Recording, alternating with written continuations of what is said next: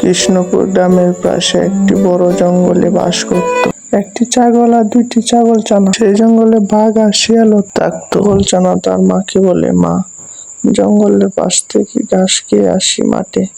তখন তার মা বলে, আচ্ছা চলে যাও তাহলে। তারপর তারা জঙ্গলের উদ্দেশ্যে রওনা হলো। তারা দুইজন বলছে যে দেখিস পাশে জঙ্গলে বাঘ আছে। তারা বলছে আচ্ছা। তারপর তারা চলে গেল জঙ্গলের পাশে মাঠে ঘাস খেতে চলে গেল। তারা ঘাস খেলো, দুইজন মনে সুরে ঘাস খেতে লাগলো। ঘাস খেতে খেতে হঠাৎ করে বাঘ এদিক দিয়ে গুহা থেকে বসে ছিল। তারপর গুহা থেকে সে চলে গেল শিকার ধরার জন্য। তারপর ছাগল দুটি দেখলো যে দিন অন্ধকার হয়ে যাচ্ছে আর প্রচন্ড ঝড় বাতাস হচ্ছে। তারপর ছাগলগুলা ভাবলো যে চল এখন কিছু এক জায়গায় লুকিয়ে পড়ে। তারপর ঝড় বৃষ্টি শেষ করে তারপর বাড়ির দিকে রওনা দেব। কিন্তু এটা তো ছিল বাঘের গুহা। তার বাঘ যখন বাঘের গুহার দিক দিয়ে যেতে লাগলো, তখন তার আগেই ছাগল ছানা দুটি আগেই বাঘের গুহায় পৌঁছে গেল।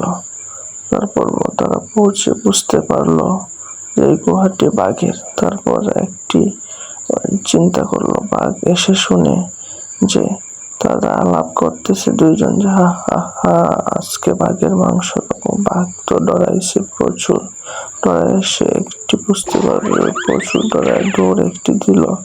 তারপর পিছন থেকে শিয়ালে ডাকলো, মামা মামা কোথায় যাচ্ছ? বলছে, আর বলিস না ভাগ্নে, কি এক যন্ত্র আমার গুহায় গিয়ে আমার মাংস খাবে বলে বলছে।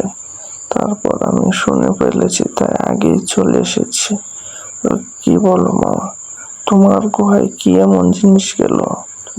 বলতেছে, আরে যাই দেখি কেমন। এসে বলছে, আসো, তুমি আগে যেমন ভিজে আসছে।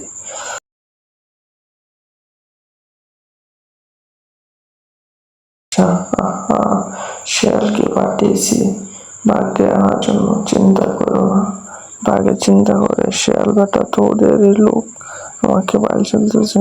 চিন্তা করে দৌড় দিয়ে শিয়ালে বলে, দাঁড়াও দাঁড়াও দাঁড়াও দাঁড়াও, না যেও না, আগে দেখি ভিতরে ঢুকে। কিন্তু দেখলো যে না, তোর বড় হয় না।